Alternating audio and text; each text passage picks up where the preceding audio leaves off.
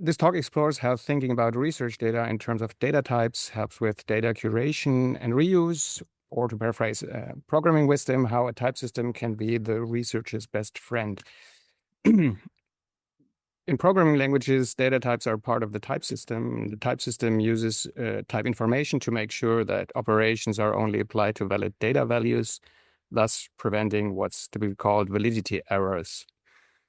For example, here, Python's type system refuses to apply the less than operation to data values of type none and integer. Instead, it raises a type error, and type errors typically signal that a condition was not expected by the programmer. For example, here, a variable that was assumed to hold a number, but instead holds none.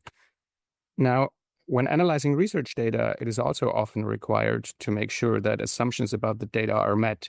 For example, an overabundance of synonyms in a cognate-coded word list might prevent proper application of phylogenetic methods, as, for example, implemented in the Beastling package. Now, what would cross-linguistic data types look like? And that's a good question, because exploratory data analysis or visualization is often the first type of method that operates on linguistic data. And what we can find, for example, are phoneme inventories, which have been depicted, basically reused to draw IPA charts for a long time, or language phylogenies, which have been visualized as trees for hundreds of years. So there clearly are candidates for cross-linguistic data types, and what remains to build a type system, meaning a system that can prevent validity errors, is machine-readable data and metadata. CLDF, the cross-linguistic data formats, provide such metadata for types on 3 levels of a multi-table package. On column level, one can specify properties, for example, a glottocode, meaning a language identifier according to the glottolog database. On table level, one can define components, for example, a language table, which bundles metadata about a language. And on package level, one can specify modules, for example, a multilingual word list, which will bundle a table of forms and a language table. Advanced validity checks can then be implemented, for example, computing a synonymy index for word lists, which can inform method choice for cognate detection. Now, one type of operation on research data which can profit from well-specified data types is data curation. And in the last 3 years, we have seen the successful application of a data type-based curation paradigm in several projects. Here's a short depiction of that workflow, which consists of data curated in a GitHub repository and later published as CLDF dataset on Zenodo. One of these data type-based curation projects was the glottography project, which digitized language atlases, making collections of so-called language polygons available for computational methods. Focusing on a particular type of data, geographic areas in this case helped understand the data better. For example, failure modes of hand-digitized data, specifying the resulting data formally made it possible to implement curation software to address issues like error correction effectively and in a generic way across many collections.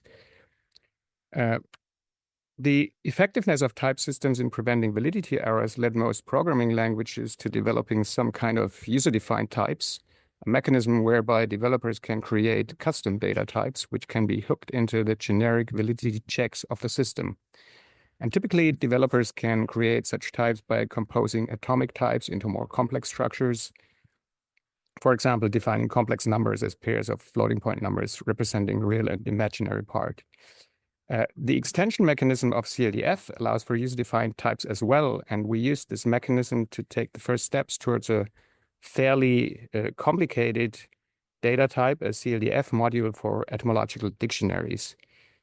Etymological or comparative dictionaries have been compiled for quite some time, prominent examples being Bob Blast's Austronesian Comparative Dictionary, or Kaufmann's preliminary Mayan etymological dictionary, or from which this example was taken, the lexicon of Proto-Oceanic.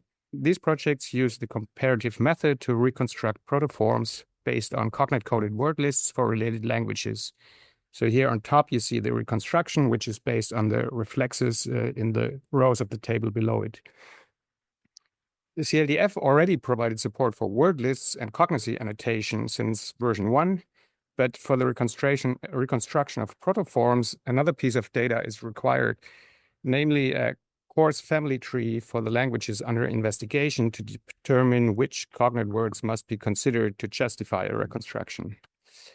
With a tree table component in CLDF 1.3, a suitable data type became available. Thus, a new version of CLDF can specify a module or macro type etymological dictionary composed of a cognate-coded word list, the parts of which you can see here, and a family tree to provide all the data necessary for making sense of the data. And considering the complexity of this data type and the size of resources such as the ACD, which has been assembled over basically the lifetime of Bob Blust, the first operation which needs to be implemented for that kind of data would be consistency checks, because as often is the case, and as has been the case for the ACD, the family tree, the assumed family tree might have changed over the course of the project, but these kinds of consistency checks do now become available with